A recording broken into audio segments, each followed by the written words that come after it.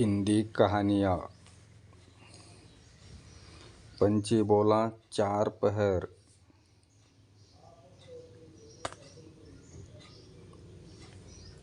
पुराने समय की बात है।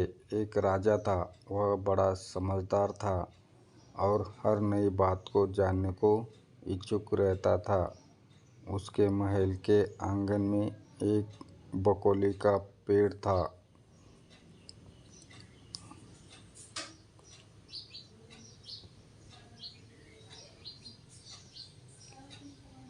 रात को रोज नियम से एक पक्षी उस पेड़ पर आकर बैठता और रात के चारों पहर के लिए अलग अलग 4 तरह की बातें कहा करता। पहले पहर में कहता, किस मुख दूध पिलाऊं, किस मुख दूध पिलाऊं। दूसरा पहर लगते बोलता, ऐसा कहूँ न दिख, ऐसा कहूँ न दिख। जब तीसरा पहर आता तो कहने लगता, अब हम करबू का, हम अब करबू का। जब चौथा पहर शुरू होता तो वह कहता, सब बमन मर जाए, सब बमन मर जाए। राजा रोज रात को जाकर पक्षी के मुख से चारों पहरों की 4 अलग अलग बातें सुनता। सोचता पक्षी क्या कहता, पर उसकी समझ में कुछ न आता। राजा की चिंता बढ़ती गई। वह जब उसका अर्थ निकालने में असफल रहा तो हार कर उसने अपने पुरोहित को बुलाया, उसे सब हाल सुनाया और उससे पक्षी के प्रश्नों का उत्तर पूछा। पुरोहित भी एक साथ उत्तर नहीं दे सका। उसने कुछ समय की मोहलत मांगी और चिंतित होकर घर चला आया। उसके सिर में राजा की पूछी गई चारों बातों बराबर चक्कर काटती रही। वह बहुत तेरा सोचता, पर उसे कोई जवाब न सूझता। अपने पति को हैरान देखकर ब्राह्मणी ने पूछा, तुम इतने परेशान क्यों दिखते हो? मुझे बताओ, बात क्या है? ब्राह्मणी ने कहा, क्या बताऊं, एक बड़ी ही कठिन समस्या मेरे सामने आ खड़ी हुई है। राजा के महल का जो आंगन है, वहाँ रोज रात को एक पक्षी आता है और चारों पहरों के नित्य नियम से 4 अलग अलग बातें कहता है। राजा पक्षी की उन बातों का मतलब नहीं समझा तो उसने मुझसे उनका मतलब पूछा, पर पक्षी की पहेलियाँ मेरी समझ में भी नहीं आती। राजा को जाकर क्या जवाब दूँ? बस इसी उधेड़ बुन में हूँ। ब्राह्मणी बोली, पक्षी कहता क्या है, जरा मुझे भी सुनाओ। ब्राह्मणी ने चारों पहरों की चारों बातें कह सुनाई। सुनकर ब्राह्मणी बोली, यह कौन कठिन बात है, इसका उत्तर तो मैं दे सकती हूँ।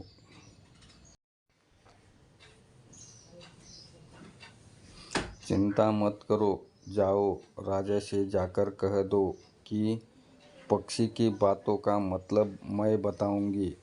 ब्राह्मण राजा के महल में गया और बोला, महाराज, आप जो पक्षी के प्रश्नों के उत्तर जानना चाहते हैं, उनको मेरी स्त्री बता सकती है। पुरोहित की बात सुनकर राजा ने उसकी स्त्री को बुलाने के लिए पालकी भेजी। ब्राह्मणी आ गई। राजा रानी ने उसे आदर से बिठाया। रात हुई तो पहले पहर पक्षी बोला, किस मुख दूध पिलाऊं, किस मुख दूध पिलाऊं। राजा ने कहा, पंडितानी, सुन रही हो पक्षी क्या बोलता है? वह बोली, हाँ महाराज, सुन रही हूँ। वह अद्भुत बात कहता है। राजा ने पूछा, अद्भुत बात कैसी? पंडितानी ने उत्तर दिया, राजन सुनो, पूरी बात इस प्रकार है। लंका में रावण भयो 20 भुजा दशाशीष। माताओं को कीजा कहे, किस मुख दूध पिलाऊं, किस मुख दूध पिलाऊं। लंका में रावण ने जन्म लिया है, उसकी 20 भुजाएं हैं और 10 शीश है। उसकी माता कहती है कि उसे उसके कौन से मुख से दूध पिलाऊं। राजा बोला, बहुत ठीक, बहुत ठीक, तुमने सही अर्थ लगा लिया।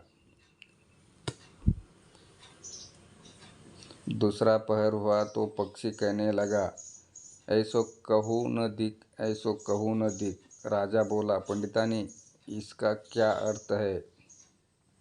पंडितानी ने समझाया, महाराज सुनो, पक्षी बोलता है, घर जम नवदीप, बिना चिंता को आदमी, ऐसा कहूँ न दिक, ऐसा कहूँ न दिक। चारों दिशा सारी पृथ्वी नवखंड सभी छान डालो, पर बिना चिंता का आदमी नहीं मिलेगा। मनुष्य को कोई न कोई चिंता हर समय लगी रहती है। कहिए महाराज, सच है या नहीं। राजा बोला, तुम ठीक कहती हो। तीसरा पहर लगा तो पक्षी ने रोज की तरह अपनी बात को दोहराया, अब हम करबू का, हम अब करबू का। ब्राह्मणी राजा से बोली, महाराज इसका मर्म भी मैं आपको बतला देती हूँ, सुनिए। 5 वर्ष की कन्या साठे दई व्याह, बैठी करम बिसुरती, अब हम करबू का, अब हम करबू का। 5 वर्ष की कन्या को 60 वर्ष के बूढ़े के गले बांध दो तो बेचारी अपनी करम पीट कर यही कहेगी, अब हम करबू का, हम करबू का। सही है ना महाराज। राजा बोला, पंडितानी तुम्हारी बात यह सही लगी। चौथा पहर हुआ तो पक्षी ने चोंच खोली, सब बमन मर जाए, सब बमन मर जाए।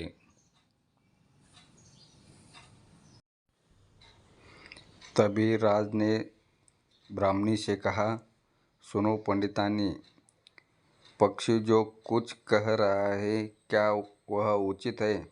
ब्राह्मणी मुस्काई और कहने लगी, महाराज मैंने पहले ही कहा है कि पक्षी अधगट बात कहता है, वह तो ऐसे सब ब्राह्मणों के लिए मरने का बात कहता है।